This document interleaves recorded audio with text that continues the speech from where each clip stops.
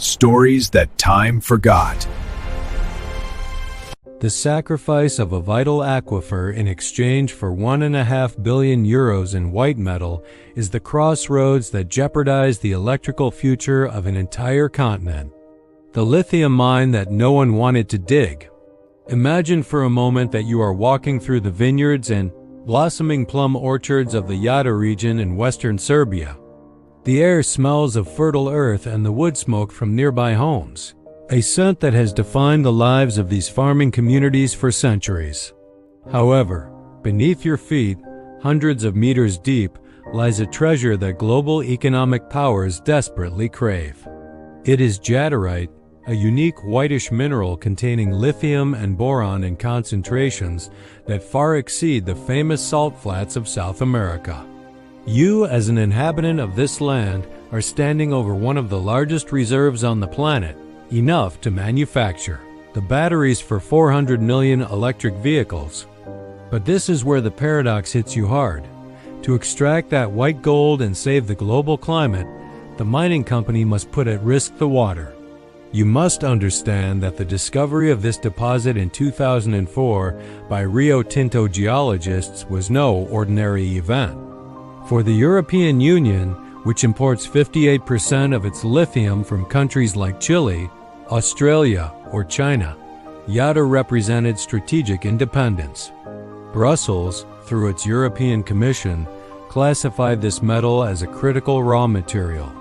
If you want a future with electric cars and smartphones without depending on decisions made in Beijing, you need this Serbian lithium. The promised investment was colossal. €2.5 billion and thousands of direct jobs.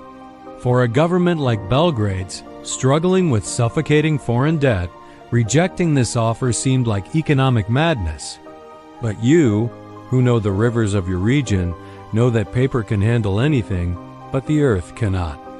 Geological studies that were initially kept strictly confidential revealed a terrifying fact.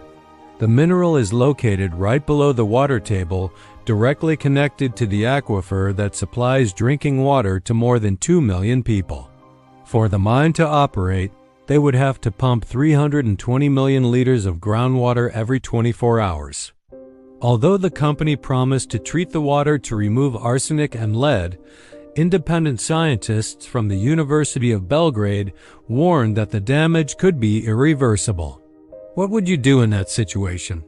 Would you accept the money and technological progress in exchange for watching your wells go dry? In January of 2020, your neighbors decided they were not willing to pay that price.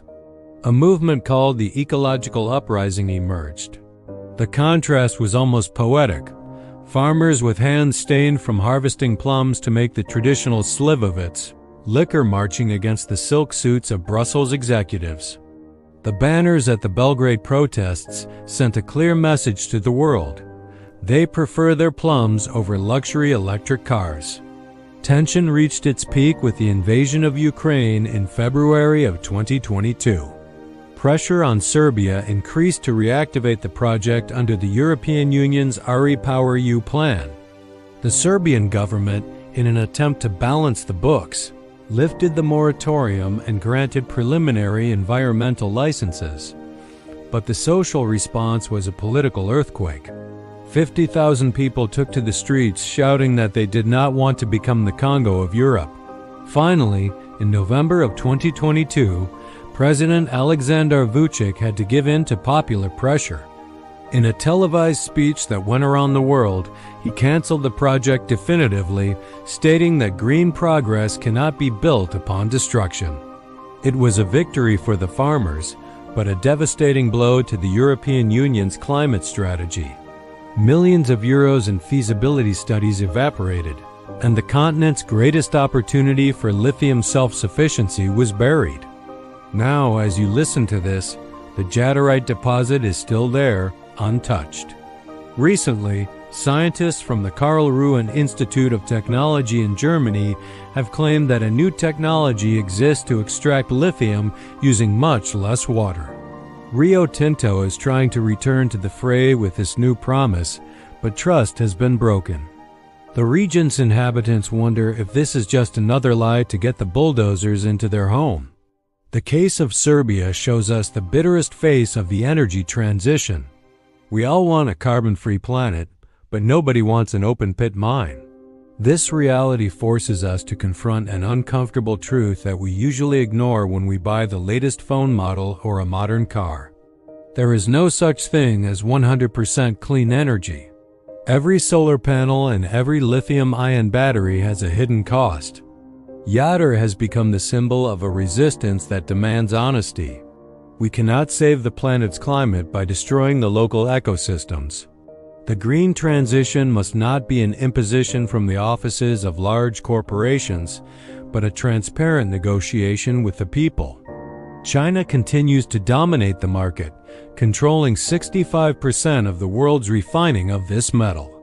However, recycling barely recovers half of the lithium needed for the projected demand by the year 2050. Serbia's jadarite could have been the solution, but it became the reminder that water will always be worth more than any metal. You, as a consumer and inhabitant of this interconnected world, have a fundamental role in this story. The next time you see an ad about sustainability, remember the plum fields of Serbia and the aquifer that still flows underground. If you knew the battery of your next vehicle came from an area where water was at risk, would you pay a higher price? Leave us your thoughts in the comments section, as we are very interested in generating an honest debate. Like and subscribe to discover more stories time forgot.